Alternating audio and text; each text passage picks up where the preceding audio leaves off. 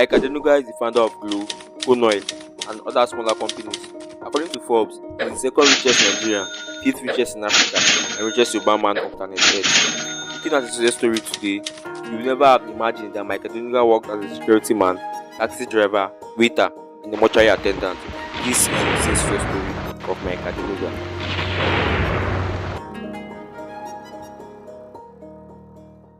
Mike Adenuga was born on April 1953. He was so big at birth that he was called Jumbo in the hospital. His mother, Juliana, was a businesswoman and his father taught in a nearby school. His father loved him so much that he gave him his exact name.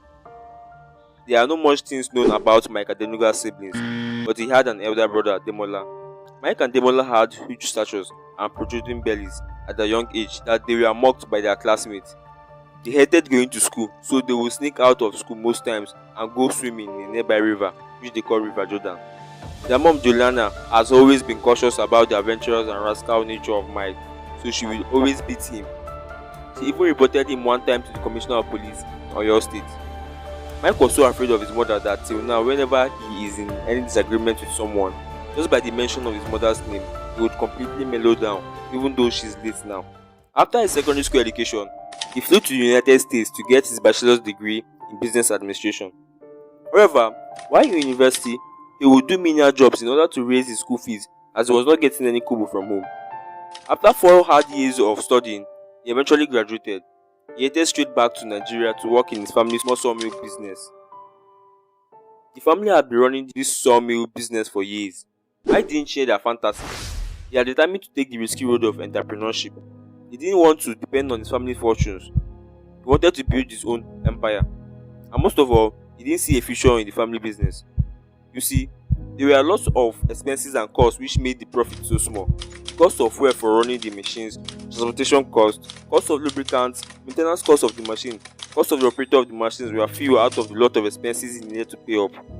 Also, the workers complained about the wood dust and chemicals used for fishing products, which caused respiratory diseases.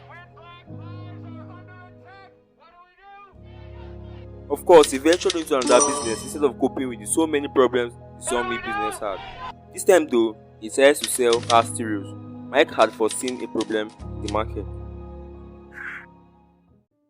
Let's wind back the clock a little bit to late 1980s. It is late 1980s. Lots of people now owned cars in Nigeria. Cars was no more a luxury that only the ultra-rich could buy. People who owned cars would spend lots of money having custom music systems installed in their vehicles, which are called stereos. However, knowing how valuable these stereos were, thieves would break into vehicles and rip out the system easily. There was rampant theft of car stereos at that time. So Mike's solution was to sell removable car stereos. With Mike's stereos, people would park their cars, detach the stereos, and go to bed without worrying about their stereos being stolen. It wasn't really a genius idea, but he made lots of money from it. He simply saw a problem in the market and found a solution to it. He also went into other business like brewery, Biggest Automobile, Coca-Cola, etc., which made him millions of naira. For the record, million was a lot of money in Nigeria at that time, not now. At this time, you would think he had eventually arrived and settled, maybe would marry and have children or something, and travel abroad. If that is your thinking right now, you are wrong. Mike kept his eye wide open for any business opportunities. Although he did marry and have children, but he didn't let it kill his ambition. Besides, he made sure he became friends with leaders and other elites in the country, like the then military dictator, Ibrahim Babangida. It didn't take much time before his affiliations became beneficial to him. Is the discovery of oil in commercial quantity. Nigeria and its oil wealth. The West African nation is the continent's biggest oil producer, and it ranks 11th in global terms. The oil boom in Nigeria began immediately after the Biafran Civil War. Nigeria was now reaping eastern riches from its oil production. 90% of the country's gross earning was coming from the oil sector. Oil accounts for 90% of Nigeria's exports. Babangida's oil minister at the time came up with a policy to grant licenses to individuals and encourage private sector participation in oil exploration and exploitation in Nigeria. Of course, I'm not talking about palm oil. Everybody was hopping into crude oil sector because of the rise in crude oil earnings. Oil money could literally make you rich overnight. Mike also saw this as another business opportunity. He got his license easily from Babangida and immediately went to work. The company Konoy was founded in 1990 with more than $100 million investment to it, which some of the capital was given to him by his mother. Certainly, the profit didn't pump in immediately. It was really a risky business with risks like economic risks, political risks, and environmental risks. Other Nigerian tycoons who couldn't take the risk sold off their licenses. Mike was determined. I don't think he could bear the loss of not finding crude oil.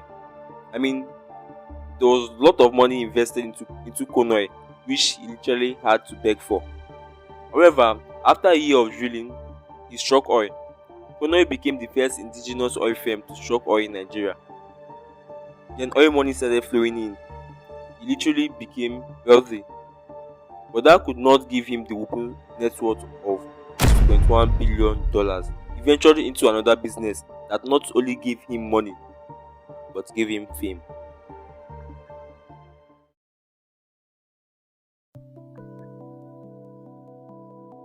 The coming of Global System of Communication (GSM) in 2001 came with a new business opportunity. Econet, now known as Airtel, was the first to launch its service.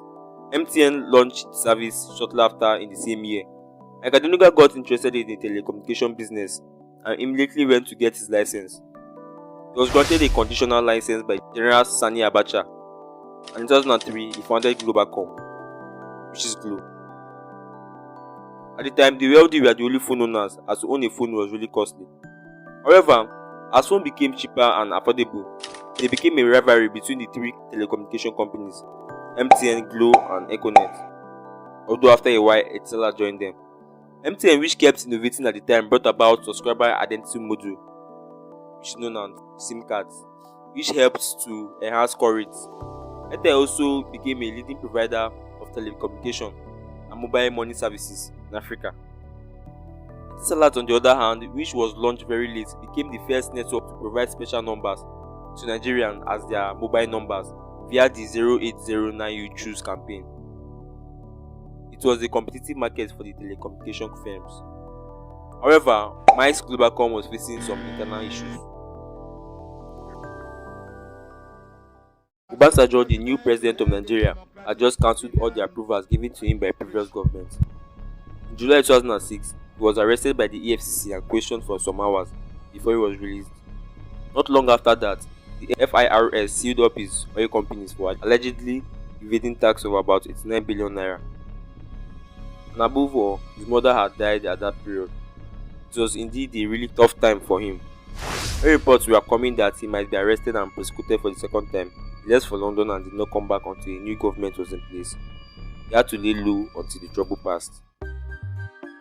When he eventually came back to Nigeria, he was filled with mind-blowing ideas to skyrocket Globacom to the top of its rivals. The plan was to drastically crash the rates of phone calls. But before then, telecommunication companies charge per minute, and that means even if you spoke for 2 seconds, you will be billed for a minute. Subscribers had always complained to telecommunication companies for the inaccurate charges on phone calls. Globacom came with a game changer. He pioneered and implemented the per second billing innovation, which allowed subscribers to be billed per second instead of per minute. Knowing how accurate and cheap Globacom charges were, subscribers of other telecommunication companies migrated to Globacom. It was not long before other firms joined in the per second billing, which they thought was impossible. Regardless, Globacom also solved another problem when Nigeria and the other West African countries witnessed a damaging internet blackout when SAT-3 had a fault on one of its landing cables. Globacom came to the rescue by launching a higher capacity submarine cable named Glo-1, a 9,800 km cable which runs from Nigeria to the United Kingdom. Globacom also drastically reduced the cost of data used in surfing the internet to an affordable level.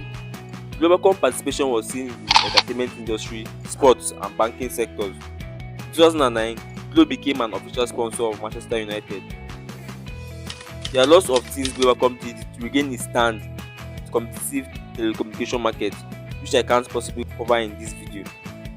But eventually, Globacom became the second largest network operator in Nigeria. Mike had done it again. Mike Adenuga's story might have not been a rags to riches story, but it's a story of a man who went through several hurdles, went where other people feared to go, and still turned up successful. As a boy, he had been determined to be successful, and now he is. A man whose story taught me the philosophy of not chasing money but making money chase you. This is the story of how he built his empire, employing more than 5,000 people in Nigeria. Some believe he, alongside other tycoons like Dangote and Otedola, are stifling Nigerians' economy and development.